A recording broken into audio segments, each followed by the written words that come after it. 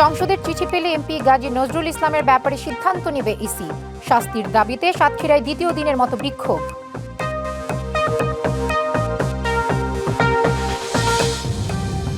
খুলনা বিশ্ববিদ্যালয় ছাত্রী হলের ওয়াশরুমে গোপনে ভিডিও ধারণের অভিযোগে একজন আটক।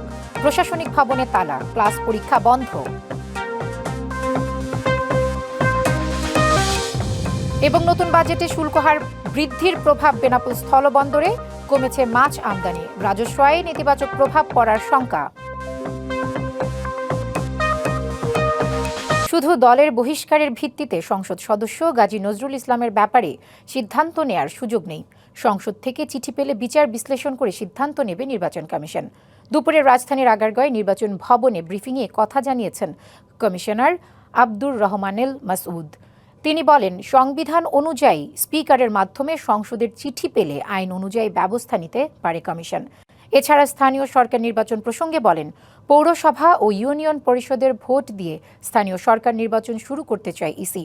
সরকারের সঙ্গে কমিশনের কোনো দূরত্ব নেই জানিয়ে আব্দুর রহমানেল মাসুদ বলেন, অক্টোবরকে হাতে রেখে স্থানীয় সরকার নির্বাচনের প্রস্তুতি নেওয়া হচ্ছে। আবহাওয়া, সরকারি পরীক্ষা সহ নানা গুরুত্বপূর্ণ বিষয় বিবেচনা করেই ভোটের তারিখ দেয়া হবে। নির্বাচন কমিশন কোনো বিষয়ে এ বিষয়ে কগনিজেন্স নেয় যখন সেটা পার্লামেন্ট থেকে রেফার করা হয়। তো এই বর্তমান কেসে পার্লামেন্ট থেকে এখনও কোনো কিছু রেফার করা হয়নি। যদি এরকম কোনো রেফারেন্স পাওয়া যায় তাহলে নির্বাচন কমিশন যথাযথ তদন্তপূর্বক এ বিষয়ে তার মতামত জানাবে। নৈতিক স্খলনের দায়ে দল থেকে বহিষ্কৃত জামায়াত নেতা গাজী নজরুল ইসলামের শাস্তি ও সংসদ সদস্য পদ থেকে পদত্যাগ দাবিতে সাতক্ষীরায় দ্বিতীয় দিনের মতো আন্দোলন চলছে। সকাল থেকে উপজেলার কাশিমারি, নূরনগর, কৈখালী এবং শ্যামনগর সদরে বিক্ষোভ মিছিল ও প্রতিবাদ সমাবেশ করেন তারা। শ্যামনগর উপজেলা নির্বাচন কমিশন অফিস চত্বর থেকে বিক্ষোভ মিছিল বের করা হয়। বিক্ষোভ মিছিল থেকে গাজী নজরুল ইসলামকে অবিলম্বে এমপি থেকে পদত্যাগের জন্য দাবি জানানো হয়, নইলে আন্দোলন অব্যাহত রাখার হুঁশিয়ারি দেওয়া হয়। এছাড়া তার শাস্তির দাবিও উঠে আসে বিক্ষোভ মিছিল থেকে। এদিকে সকালে আরও একটি ভিডিও ফুটেজ সামাজিক যোগাযোগ মাধ্যমে ছড়িয়ে পড়ে।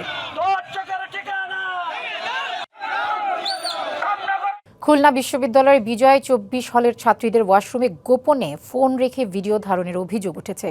এর প্রতিবাদে সকাল থেকে সকল একাডেমিক ও প্রশাসনিক কার্যক্রম বন্ধ করে দিয়েছে শিক্ষার্থীরা। এ ঘটনায় ক্যান্টিনের কর্মচারী ইমাম হাসানকে আটক করা হয়েছে। গতকাল রাত 11:30টার দিকে এ ঘটনা ঘটে।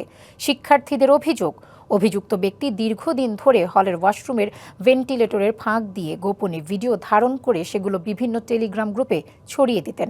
ক্যাম্পাসে ঘটে যাওয়া যৌন হয়রানির বিভিন্ন ঘটনায় বিশ্ববিদ্যালয় প্রশাসনের উদাসীনতার অভিযোগ এবং সুষ্ঠু বিচারের দাবি জানিয়েছেন শিক্ষার্থীরা। দোষীদের শাস্তি নিশ্চিত না হওয়া পর্যন্ত ক্যাম্পাসের সব প্রশাসনিক ও একাডেমিক কার্যক্রম বন্ধ রাখার ঘোষণা দেন তারা। অভিযুক্ত বর্তমানে পুলিশ হেফাজতে চিকিৎসাধীন। বিশ্ববিদ্যালয় প্রশাসনের সঙ্গে সমন্বয় করে পরবর্তী ব্যবস্থা নেওয়ার কথা জানিয়েছেন ভারপ্রাপ্ত কর্মকর্তা। অপরাধী আছে, সে তার ভেন্টিলেটর দিয়ে তার ভিডিও ধারণ করার চেষ্টা করে। হলের যে প্রশাসন আছে বা যে অ্যাসিস্ট্যান্ট প্রভোস্ট আছে সে হচ্ছে তাকে চেষ্টা করে বাঁচানোর, এটা বাঁচানোর চেষ্টা করে। তখন মেয়েরা চেষ্টা করে যে তাকে হল থেকে বের করার, কিন্তু তারা তাকেও হল থেকে বের হতে দিচ্ছিল না। সর্বোচ্চ শাস্তির দাবি চাচ্ছি এবং এখন আপাতত আমরা সকল গেটে এবং প্রশাসনিক ভবনে তালা দিয়েছি এবং ক্লাস বর্জন করা হয়েছে। আমরা আসলে এই ঘটনাটা ঘটেছে খুলনা বিশ্ববিদ্যালয়ের বিজয় 24 হলের ক্যান্টিন পরিচালনাকারী যে সে এ কাজটি করেছে। বিশ্ববিদ্যালয় প্রশাসন আইনগত দিক নিয়ে পুলিশের সাথে কাজ করছেন, কেসের বিষয়টা চলমান। গোপালগঞ্জে আদালত চলার সময় বিচারকের ছুড়ে দেয়া পেপার ওয়েটের আঘাতে শিক্ষানবিশ নারী আইনজীবীর মাথা ফাটানোর ঘটনায় সংশ্লিষ্ট বিচারকের অপসারণ ও শাস্তির দাবিতে বিক্ষোভ মিছিল করেছেন আইনজীবীরা। সকালে আইনজীবীরা এ ঘটনার প্রতিবাদে বিক্ষোভ মিছিল করেন। বিচারকের অপ্রত্যাশিত ব্যবহারে আইনজীবীদের মধ্যে তীব্র ক্ষোভ সৃষ্টি হয়েছে। গতকাল বুধবার আদালত চলাকালীন সময়ে গোপালগঞ্জের জুডিশিয়াল ম্যাজিস্ট্রেট আদালত 2-এর বিচারক মোহাম্মদ সুজন মিয়ার আদালত চলাকালীন সময়ে আইনজীবী ও বিচার প্রার্থীরা নিজেদের মধ্যে কথা বলায় তিনি তাদের দিকে কাঁচের পেপার ওয়েট ছুঁড়ে মারেন।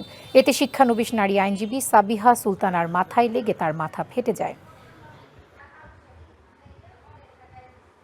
বেনাপোল স্থলবন্দর দিয়ে ভারত থেকে মাছ আমদানি প্রায় বন্ধ হয়ে পড়েছে। নতুন বাজেটে মাছের ওপর শুল্ক হার বাড়ানোর পর আমদানি খরচ বেড়ে যাওয়ায় লোকসানের শঙ্কায় আমদানি কমিয়ে দিয়েছেন ব্যবসায়ীরা। এতে বাজারে মাছের দাম বাড়ার পাশাপাশি রাজস্ব আয়েও নেতিবাচক প্রভাব পড়ার শঙ্কা তৈরি হয়েছে। বেনাপোল স্থলবন্দর দিয়ে ভারত থেকে প্রতিদিন মাছ আমদানি হতো ২০ থেকে ৩০ ট্রাক। তবে নতুন বাজেট পাশ হওয়ার পর এ পথে মাছ আমদানি কমেছে উল্লেখজনক হারে। আমদানিকারকরা বলছেন ২০২৬-২৭ অর্থবছরে অতিরিক্ত শুল্কের কারণে লোকসানের আশঙ্কায় আমদানি স্থগিত রেখেছেন তারা। জাতীয় রাজস্ব বোর্ড থেকে মাছ আমদানিতে মোট শুল্ক হার ৪৫% থেকে বাড়িয়ে ৭০% করা হয়েছে। এতে মিঠা পানির মাছের ক্ষেত্রে প্রতি কেজি শুল্ক ৮৬ টাকা ১০ পয়সা থেকে বেড়ে হয়েছে ১৩১ টাকা ৬০ পয়সা, আর সামুদ্রিক মাছ ও রুইয়ের ক্ষেত্রে ৪৩ টাকা ১০ পয়সা থেকে বেড়ে হয়েছে ৬৬ টাকা ১০ পয়সা। ব্যবসায়ীদের দাবি, অতিরিক্ত শুল্ক আমদানি বেড়ে যাওয়ায় কমেছে ব্যবসা। এর প্রভাব পড়েছে বন্দর শ্রমিক ও ট্রাক চালকদের আয়েও। আমরা চাই আমাদের মাছ আরও ঢুকুক, আমাদের কাজ বাড়ুক, যাতে আমরা সংসার জীবনটা সুন্দর করতে পারি। বিগত ১৫ বছর যাবৎ কোনো ভ্যাট ছিল না, সেটা ১৫% হারে ভ্যাট আরোপ করা হয়েছে এবং ২% ইনকাম ট্যাক্স অতিরিক্ত আয়কর যেটা বলে সেটা আরোপ করা হয়েছে, মোট ১৭%।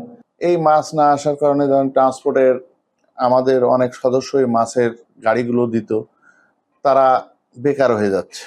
বন্দর কর্তৃপক্ষ জানায়, চলতি অর্থবছরের ১১ মাসে আগের অর্থবছরের তুলনায় প্রায় ১,০০০ মেট্রিক টন মাছ কম আমদানি হয়েছে। নতুন অর্থবছরে উচ্চ শুল্কের কারণে তা আরও কমলে রাজস্ব ঘাটতি আরও বাড়তে পারে। ভারত থেকে মৎস্য আমদানি কিছুটা কমে গেছে। যদি কোনো এরকম আমদানিকারক আমাদের কাছে কাগজপত্র ডকুমেন্ট নিয়ে আসে জমা দেয়, তাহলে আমরা এটা তাৎক্ষণিকভাবে তাদের মাছ ছাড় করার ব্যাপারে আমরা আমাদের প্রয়োজনীয় ব্যবস্থা গ্রহণ করব। এই নতুন বাজেট হওয়ার পরে এই 11 তারিখ থেকে 22 তারিখ পর্যন্ত আমাদের এই দপ্তর থেকে আমদানি হয়েছে ৩৮৬ টন সুইট ফিশ এবং সি ফিশ আমদানি হয়েছে ১৯৪ টন। ব্যবসায়ীদের দাবি, দ্রুত শুল্ক হার পুনর্বিবেচনা না করলে সংকট আরও গভীর হবে। DBC news desk. চুয়াডাঙ্গার জীবননগর সীমান্ত দিয়ে বিএসএফ ৭ জনকে পুশিং করেছে, এমন দাবি করেছেন অনুপ্রবেশকারী ২ জন। তবে বাংলাদেশে ঢোকার পর বাকি ৫ জন নিরুদ্দেশ হয়ে যান। স্থানীয়রা জানান, পুশিং হওয়া ব্যক্তিদের জীবননগর উপজেলা শহরের বিভিন্ন স্থানে ঘুরে বেড়াতে দেখা গেছে। অনুপ্রবেশকারী খুলনার ২ ভাই আমিনুর রহমান ও খলিলুর রহমান জানান, ২ বছর আগে কাজের সন্ধানে ভারতে যান তারা। বৃহস্পতিবার ভোরে মোট ৭ জনকে পাটোয়ারি সীমান্ত দিয়ে পুশিং করেছে বিএসএফ। বাংলাদেশে ঢোকার সময় বিজিবি বা পুলিশের সাথে দেখা হয়নি তাদের। বাকিরা কোথায় গেছেন সে বিষয়ে নিশ্চিত কোনো তথ্য পাওয়া যায়নি। এ নিয়ে মহেশপুর ৫৮ বিজিবি ব্যাটালিয়নের পরিচালক লেফটেন্যান্ট কর্নেল রফিকুল আলম জানান, পুশিংয়ের কোনো তথ্য তাদের কাছে নেই। মেঘালয়ের পাহাড় বেষ্টিত সীমান্তের জনপদ সিলেট প্রতি বছরই কম বেশি আক্রান্ত হয় বন্যা ও জলাবদ্ধতায়। ২০২২-এর ভয়াল বন্যার পর এতটা বড় দুর্যোগের কবলে না পড়লেও দুশ্চিন্তা পিছু ছাড়ছে না নগরবাসীর। নগর ভবন বলছে, বন্যা ও জলাবদ্ধতা মোকাবেলায় চলছে নানামুখী তৎপরতা। সম্প্রতি ঢাকা ও চট্টগ্রামের জলাবদ্ধতায় ভয়াবহ ভোগান্তিতে পড়তে হয় নগরবাসীকে। আচমকা এমন দুর্যোগ ভাবিয়ে তোলে রাষ্ট্রকেও। এখন প্রশ্ন, এমন পরিস্থিতি মোকাবিলায় কতটা প্রস্তুত কর্তৃপক্ষ? একই প্রশ্ন সিলেটবাসীর মাঝেও, যেখানে এখনও ২০২২ সালের ভয়াবহ বন্যার ক্ষত শুকায়নি। তার উপর সিলেট বৃষ্টির জনপদ, চেরাপুঞ্জির নিকটতম প্রতিবেশী। দুশ্চিন্তা তাই একটু বেশি, যদিও চলতি মৌসুমে বৃষ্টিপাত কিংবা ঢলে বড় ধরনের বন্যা বা জলাবদ্ধতার কবলে পড়েনি সিলেট। এই পরিস্থিতিতে স্বল্প ও দীর্ঘমেয়াদে বিভিন্ন প্রকল্পের কথা জানাচ্ছে কর্তৃপক্ষ। মে মাসে সিলেট সফরে দীর্ঘমেয়াদী একটি মেগা প্রকল্পের ভিত্তিপ্রস্তর স্থাপন করেন প্রধানমন্ত্রী। স্বল্পমেয়াদে চলছে ছড়া খালে পানি প্রবাহ নিরবচ্ছিন্ন করার নানা কার্যক্রম। এরই মধ্যে উদ্ধার করে আবর্জনামুক্ত করা হয়েছে বেশ কিছু দিঘি ও জলাধার। কেউ যদি খালের পাড়ে অবৈধ দখল করে কোনো একটা অনেক টাকা, কোটি টাকা খরচ করে একটা ভবন করে ফেলে, টুডে অর টুমোরো সেটা কিন্তু ভাঙা হইতে পারে। আমরা একটা বড় একটা প্রকল্প করছি, সেটা হচ্ছে ছড়াগুলি খনন। ছড়াতে যেন আর কেউ ময়লা না ফালায় এটার দিকে উৎসাহিত করছি।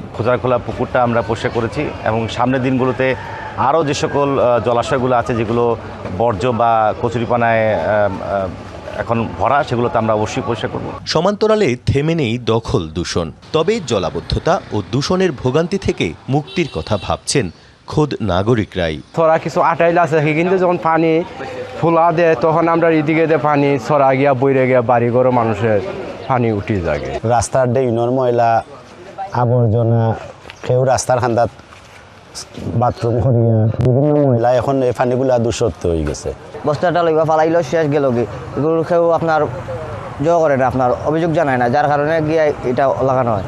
সম্ভাব্য দুর্যোগের বিষয়টি প্রাধান্য দিয়ে আইনের কঠোর প্রয়োগের দিকেও ঝুঁকছে নগর ভবন। দূষণকারী ও দখলদার দমনে 3 মাসের আলটিমেটাম দিয়েছেন সিসি প্রশাসক।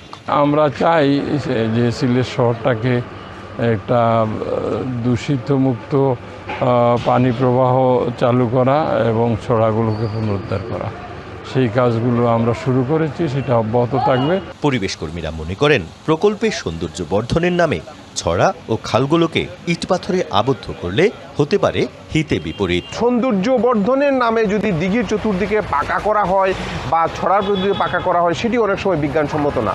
এটা একটা পানির একটা রিজার্ভার, পানি শোষণ ক্ষমতা আছে, সেই জিনিসগুলো মাথায় রাখতে হবে। পরিবেশ কর্মীরা বলছেন সিলেটে গত কয়েক দশকে ছড়া, খাল ও দিঘির মতো জলাধার কমেছে অর্ধেকেরও বেশি। জলাবদ্ধতা বন্যার চোখ রাঙানো কিংবা দূষণমুক্ত নগরীর একটু উদাহরণ হতে পারে এই ওয়াকওয়েটি। সংশ্লিষ্টরা বলছেন কেবলমাত্র দূষণ মুক্ত নয়, পাশাপাশি ছড়াগুলোকে করতে হবে দখলমুক্ত, ফিরিয়ে দিতে হবে তার আগের আয়তন। তাহলেই এসব বিপর্যয় থেকে রক্ষা পাওয়া যাবে, যোগ হবে নগরীতে বাড়তি সৌন্দর্য।